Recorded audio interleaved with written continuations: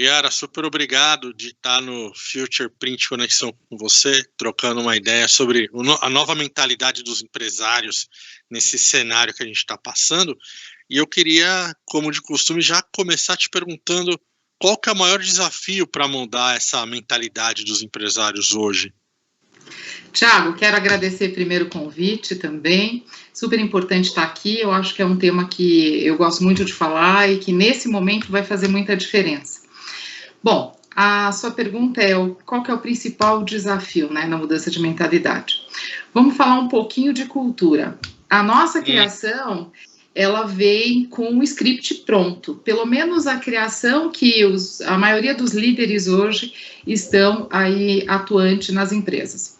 O que muda isso? Muda que você tinha um cenário muito estável. Na tese era tudo muito previsível, então você ganhava aí, quando você nascia já o script perfeito, você ia para o colégio, do colégio você ia se formar, e depois você ia se formar, você ia para a faculdade, e assim vai até você casar, ter filhos, etc. O que aconteceu? Isso já não é mais uma verdade. A coisa não é tão estável. E quando você chegava nas empresas, você tinha a mesma sensação, que era tudo muito estável. E aí, agora não é mais tão estável e eu tenho que me preparar, né, para um momento de instabilidade. Ele já vem acontecendo, isso é um fato. A gente já vem vivendo mudanças na nossa cultura, no nosso dia a dia, nas nossas empresas. Mas essa mudança agora foi acelerada. Então, o principal desafio é eu poder entender isso. Bom, aquele script que me deram já não é verdade. E aí é um novo mundo, e esse novo mundo traz uma vida que é uma vida complexa. Então, que eu preciso aí ter essa mentalidade que eu preciso mudar. Né? As pessoas e as empresas, a gente tem que mudar, porque o que funcionou até então pode não mais funcionar. Você tem que ser grato a tudo que você viveu nas empresas, a tudo que levou as nossas empresas serem o que são, é bem interessante e vale a pena. Só que você também tem que entender que agora você precisa dessa mudança, e a mudança de mentalidade. Primeira coisa, tem que entender que é necessário mudar. Né? Então, que você precisa realmente mudar, e começa pelo padrão de comportamento. Eu acho que o novo padrão de comportamento é o mais importante nesse momento. Tá bom, Yara. Qual é a certeza que eu tenho disso? Você não tem certeza nenhuma, porque hoje você só tem a única certeza que você tem é da incerteza, tá? Acabou, é isso. Você não tem certeza nenhuma de nada mais. Você tem a única certeza, né, que você não tem mais. Tudo é incerto. Bom, e aí o que isso exige, né? Exige das empresas, exige de todos nós, né? Por que é tão difícil isso mudar? Porque para que eu mude, eu preciso ter disponibilidade de aprender. Exato. Isso também é uma coisa bem importante. Eu tenho que ter abertura, eu tenho que ter entendimento que foi muito legal o que eu fiz até agora, me trouxe até aqui, show, mas preciso aprender esse novo mundo, eu preciso aprender essa nova empresa, né? Eu tenho que ter essa disponibilidade gigante. E se você não tem essa mentalidade de que é necessário você mudar, como que você vai criar essa mentalidade, né? Essa ação? Você vai fazer como para mudar se você nem aceita aquilo? Você acha que tudo dá para funcionar da forma que sempre foi? Então, eu acho que esse é o grande entrave. As lideranças em si, né, elas têm que também ter uma mudança gigante, que é aprender que não tem todas as respostas. O líder não tem que ter todas as respostas, né? Eu gosto muito de uma frase do Bernardinho, que ele diz assim: as respostas que você quer está no time que você precisa. Né? Então, assim, você tem esse time, mas você precisa desse time. Então, muitas vezes a gente fica tentando dar todas as respostas, e ou você tem um time que traga essas respostas, ou você pode formar um time para trazer essas respostas. E aí, mais uma vez, não tem mudança se não tem liderança. Não existe mudança sem liderança. Essa é uma coisa bem importante. Então, a primeira coisa é isso, a mudança de mentalidade. Se você olhar, essa mudança já vem acontecendo. A gente estava aí nos anos 90, a bola da vez aí nas empresas era o setor de qualidade. O setor de qualidade era o mais importante, né? Era super relevante. Ok, nos anos 2000 isso virou para o TI. Então, o TI teve aí uma grande importância. E sim, com certeza, a gente estava tendo uma virada de tecnologia, então isso fazia toda a diferença.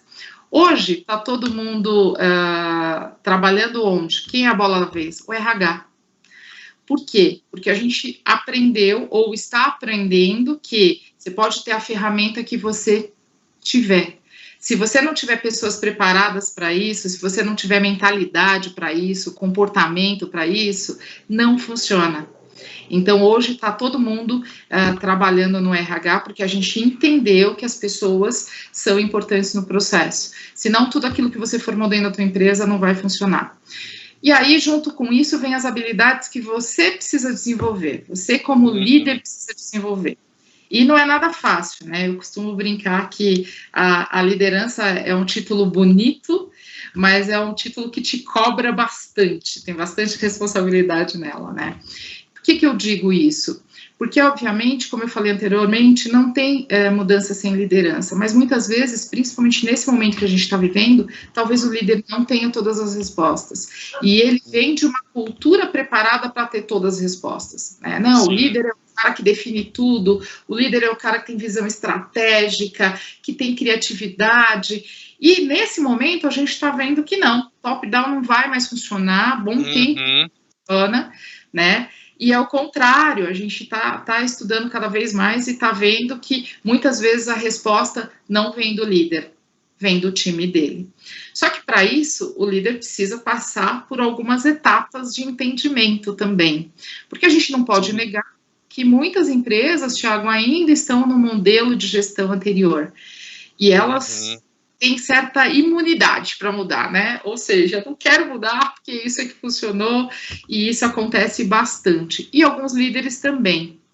O jeito que você liderava há 10 anos, há 20 anos, ou há 5 anos, ou muitas vezes há 6 meses, no nosso caso, há 2 meses, não funciona mais. Exato. A gente está vendo isso, então a gente precisa ter esse aprendizado. Junto com isso, você tem que ter habilidade para desenvolver o quê? O teu autoconhecimento, porque daí faz parte de você entender o teu perfil, por exemplo. Bom, meu perfil é mais esse, é mais aquele, então eu sei que eu tenho que me controlar em algumas coisas. Eu sei que, embora seja esse meu perfil, muitas vezes ele pode agregar, mas ele também pode desagregar. Então, você precisa se autoconhecer. E eu não estou aqui falando de autoajuda, não, né? Muita gente fala, quando a gente fala de desenvolvimento pessoal, as pessoas falam assim, lá vem a autoajuda. Não estou falando de autoajuda. Eu estou falando para você que, basicamente, toda vez que você quer aprender algo novo, você recorreu para quê? Para informação, né? Então, você ia lá, você procurava livros e até hoje funciona assim. Só que a gente usa muito bem isso para matemática, português, para tudo que a gente tem aí de básico, de entendimento, mas a gente acabou deixando de usar isso para a gente. E hoje a gente percebe que os grandes líderes, as pessoas que estão hoje no comando e estão à frente, elas estão mudando muito esse conceito. Elas entendem que elas precisam se entender como pessoas para poder entender a sua liderança e o que elas conseguem flexibilizar, o que é necessário mudar para o momento. Outra habilidade que a gente está cada vez mais aprendendo é o relacionamento. Isso também faz toda a diferença, né? Você, assim como eu, escutava histórias aí de líderes que, o cara é bom, mas ele é intragável, não se dá com ninguém, mas a empresa funcionava, né? Funcionava através de processo, funcionava através de produto, porque tinha qualidade. Isso não existe, né? Isso foi mudando cada vez mais. Isso, cada vez mais, é necessário que você tenha relacionamento. E não importa se é com o teu colaborador, se você tem um network com seus clientes que é importante, você precisa se relacionar. Isso não é uma coisa fácil, né? Isso não é uma coisa nada fácil, a gente sabe que a gente tem os desafios, e está todo mundo buscando também evoluir. Outra coisa é você se autoliderar na questão de limitantes. Você tem que entender que você é muito bom em algumas coisas, mas em outras você não é tão bom. Não tem erro nenhum nisso, né? Ninguém é 100% bom. E a gente muitas vezes foi treinado porque você tem que ser bom em tudo, você tem que ser bom em todas as áreas. Não, o time mostra isso, né? O que é um time? É o complemento, né? Não tem como. Você tem um time rodando, você tem lá o técnico, mas cada um na sua posição. E se todo mundo fizer a sua posição, o negócio flui e a gente consegue ganhar o jogo. É assim que tem que ser. Basicamente, no nosso dia a dia, a gente está reaprendendo isso. Antes da gente começar a entrevista, a gente trocou uma ideia, a gente estava falando que muitas pessoas entram na empresa pela habilidade, pelos conhecimentos técnicos, e geralmente saem ou são saídas pelo comportamental. E que aí também tem um desafio de gestão, de alinhar a expectativa, habilidade e comportamento do funcionário e do líder. Como é que a gente ajusta essa engrenagem? Esse é o grande desafio do líder, porque até então, eu até brinquei com você, né? A gente contrata por habilidades, mas demite por comportamento. Essa é uma verdade. E por que o comportamento? O comportamento aí tem muito a ver com a habilidade do líder em conseguir identificar em cada profissional o que ele tem que evoluir. E não é uma missão fácil, né? Não é uma missão absolutamente difícil, né? Se você parar para pensar, ela é bem difícil. Nada confortável, porque você mexe com diferentes perfis, principalmente diferente do seu. Você tem que entender que nem tudo é responsabilidade do outro, e a gente vem numa cultura empresarial que é sempre o cara não roda, é difícil, tal, então é bem complicado, né? A gente vem numa questão de relacionamento, a gente já falou isso, então a gente precisa ter relacionamento para que as pessoas entendam e confiem em você. O líder precisa ser um cara inspirador, quer dizer, eu preciso enxergar naquele líder alguém que eu realmente busco e sigo. E principalmente porque ele não é perfeito, porque ele não tem as respostas, mas ele tenta a todo momento estar no time, fazendo com que as pessoas evoluam. Então isso é com certeza um ponto bem importante. Você tem, liderança a gente pode falar aqui, perfis, e a gente vai ficar uma hora discutindo sobre isso.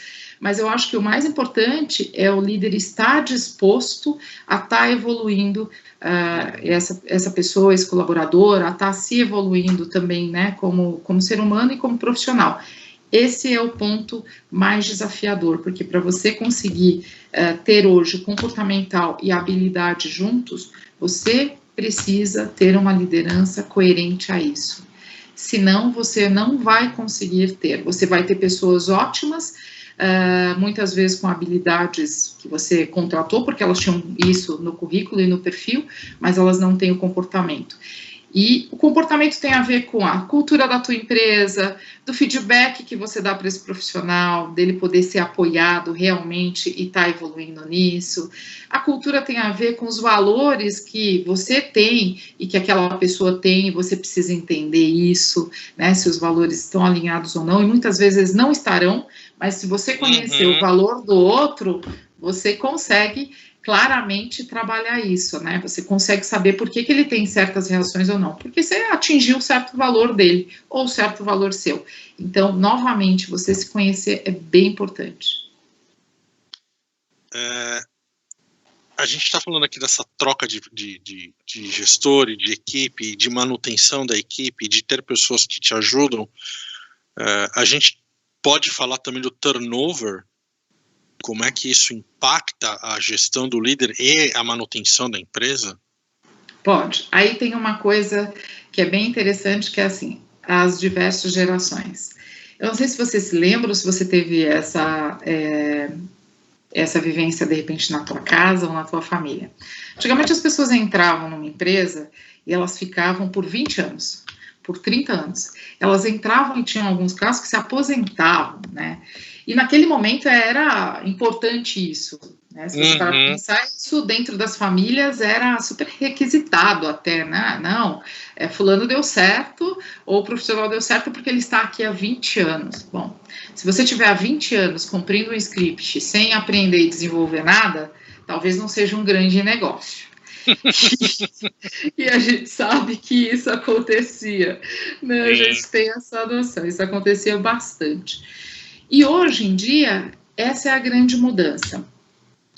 A certo momento, a geração começou a entender que ela podia não seguir esse script, né? Que ela podia não querer mais estar numa empresa há 20 anos, se isso não fizesse sentido para ela.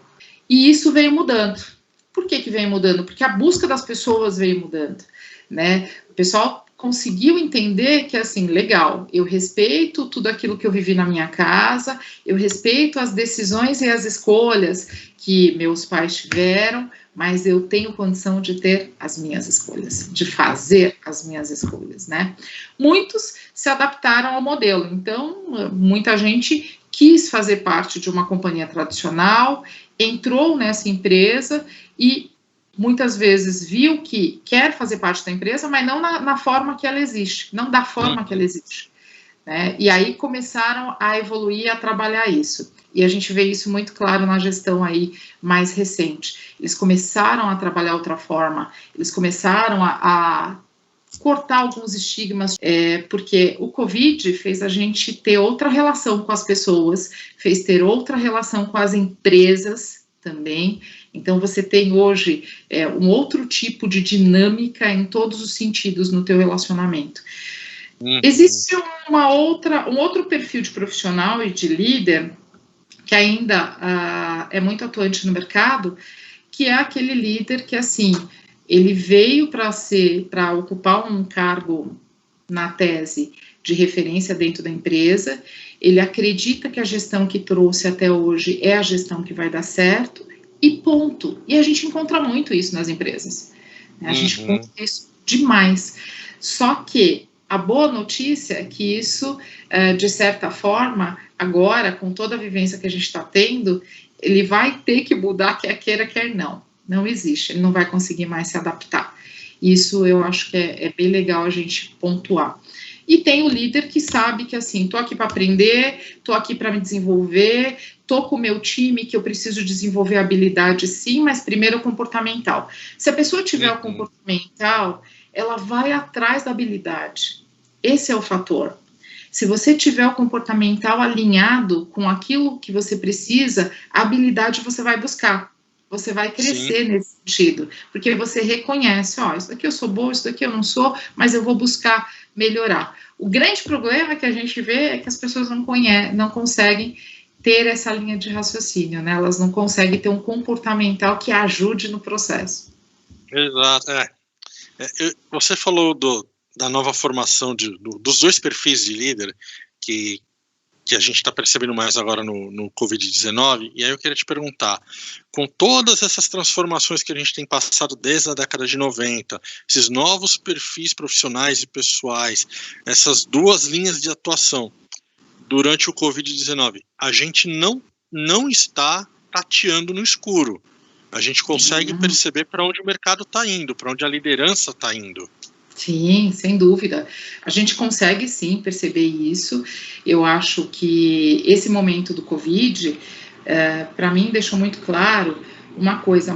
A coisa mais importante para mim nesse processo inteiro é que as pessoas saíram do automático. Eu acho que esse é o grande fator, né? As pessoas pararam de fazer aquilo. Quando a gente está no volume, a empresa está faturando, as coisas estão acontecendo, vamos lá. Né? A gente claramente vai tendo as mesmas decisões e tomando os mesmos viés que estão dando certo. Fez todo mundo refletir, todo mundo alinhar suas empresas. É óbvio que a gente não está aqui minimizando o impacto, a gente sabe disso. A gente tem a questão econômica também a ser lidada, mas a grande questão que eu vejo é que tirou as pessoas do automático. Tá todo mundo vendo e revendo se realmente aquilo que faziam da forma que era feito justifica se manter ou não. Eu acho que isso é bem legal, eu acho que essa é a coisa que mais me chamou a atenção em todas as lideranças. Todo mundo revendo e vendo se é possível ter um novo olhar para esse momento, para aquilo que se faz. As pessoas saíram um pouco de produto para olhar o negócio. Sim. Você acha que está aí a oportunidade para a gente revisitar o óbvio? Quando eu digo revisitar o óbvio, é assim. A gente tem conversado com pessoas que dizem, olha, vocês já deveriam ter feito uma reserva de caixa. Você deveria ter tido um controle de estoque. É essa obviedade que a gente está debatendo e é oportuna. É oportuna, sim. Existem alguns fatores aí que a gente vem trabalhando desde a virada e tudo isso, que é essencial. O negócio tem que sobreviver. A gente não tem que falar que não, né? Todo mundo tem caixa, todo mundo tem conta para pagar, todo mundo tem profissional. O que eu acho que está mudando, e quando eu falo a gente sai do automático para tudo isso, é que você está revendo desde um DRE, até revendo a tua equipe, até revendo como que essas pessoas podem contribuir de forma diferenciada. Você não está mais só falando é assim porque é assim, você está revendo tudo dentro da tua empresa, né? E você está também se olhando, se analisando, vendo as suas dificuldades. Eu tive a oportunidade de ter algumas conversas com líderes maravilhosos, assim, inspiradores, e que a certo momento, quando você conversa, o cara fala, realmente, nesse ponto aqui, cara, minha equipe, ela manda muito melhor que eu, eles estão tomando as decisões corretas, sabe? Então, isso é muito legal, isso é muito agregador. Eu tô vendo, a gente não tá numa escuridão, não. Eu acho que a gente está enxergando todo, a gente não pode ser míope, a gente não pode só enxergar caixa, não pode só enxergar produto, não pode só enxergar pessoas. É um complexo, então a gente precisa se adaptar. E junto a isso vem um novo cenário, que é um momento de incerteza, como que eu faço, né, para me manter nesse cenário de forma, pelo menos, vivo, né, essa é a verdade. Eu acho que você pode olhar todos esses cenários, mas você tem que entender que você vai ter que modificar muito deles, né? Você está falando de DRE, você vai ter que olhar a sua despesa. Você está falando de produto, você vai ter que olhar o produto que te dá margem ou não. Você está falando de equipe, você vai ter que olhar se você tem pessoas certas no lugar certo. É uma composição. Eu sempre digo que, assim, empresa é organismo vivo. Não tem só esse ou só aquele, né? É um conjunto. Então, eu acho que está fazendo todo mundo revisitar tudo. Aí nós entramos em outro ponto, Thiago, que é a questão de criatividade. No fundo, nós não fomos educados para ser criativos, né? Para sermos criativos. Nós fomos educados, sim, até certo momento, principalmente na fase de criança, você era super espontâneo, você conseguia naturalmente trazer soluções e ideias para as questões. Depois da sua alfabetização ou da minha, normalmente a gente é meio travado com isso, porque você acaba entendendo que isso, as crianças fazem pergunta aos pais, mãe, pai, por que isso? Por que aquilo? E as respostas são sempre, porque é assim, porque sempre foi. E isso vem trazendo aí para a gente também para o nosso mundo corporativo. E aí, só que essa galera chega nas empresas e a empresa fala, eu quero que você seja criativo, né? Então, o que é ser criativo? Aí a gente tem uma reflexão. A palavra criativa, as pessoas acham que é sempre inovar. As empresas, quando discutem processo criativo, ou elas estão falando de inovação, se fala muito em novos produtos, né? O que a gente vai trazer, o que a gente vai lançar. É sempre pensado, linkado a produto, e nunca a olhar. A gente está vendo que muitas empresas hoje que estão no mercado de grande sucesso, elas não inventaram nada, né? Elas simplesmente tiveram um olhar diferenciado para aquilo que já estava criado. Então, quando a gente fala de Netflix, iFood, Airbnb e outros, a gente está vendo que nada foi criado, mas eles conseguiram, no fundo, tiveram a capacidade de olhar aquilo que já existia e perceberem como que funcionam com o olhar transformador. O que realmente funciona atrás do aquilo sempre foi assim.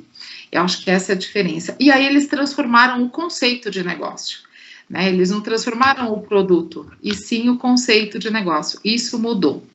Então, a gente começa a ter um olhar que não é só para o mercado, não é só para a economia, é um olhar desafiador, sim, mas é um olhar de como que eu posso fazer diferente mediante a tudo isso que está acontecendo. E eu acho que isso é uma somatória, a gente está tendo essa oportunidade agora de retomar esse olhar, um olhar mais crítico, um olhar com menos interferência, mas que com certeza vai trazer aí muita inovação e muita mudança, e com certeza muito positiva. Que bom que a gente tem essa perspectiva otimista e positiva. Eu queria te agradecer, Yara, por ter conversado com a gente, dar essa injeção de ânimo no pessoal da Futureprint. Lembrar quem está assistindo a nossa entrevista que lá no nosso canal, o digital.feirafutureprint.com.br, tem material sobre gestão, sobre como manter a sua empresa funcionando, sobre tempo de vida da sua empresa, como se manter ativo. Yara, mais uma vez, super obrigado pela sua participação. Tiago, eu que agradeço o convite, agradeço o espaço de vocês também, e eu queria encerrar, se você me permite, claro, com uma frase que é do autor Simon Sinek. Não sei se você já teve a oportunidade, ele é muito famoso pela teoria do círculo dourado, né? E ele diz uma coisa que eu concordo muito, eu acho muito verdade. 100% dos clientes são pessoas, 100% dos colaboradores são pessoas. Se você não entende de pessoas, você não sabe fazer negócio. Então, eu queria deixar essa frase aí com o pessoal e agradecer mais uma vez. E, se Deus quiser, em novembro a gente se vê. A gente se vê lá na Futureprint. Até logo, Yara. Gratidão.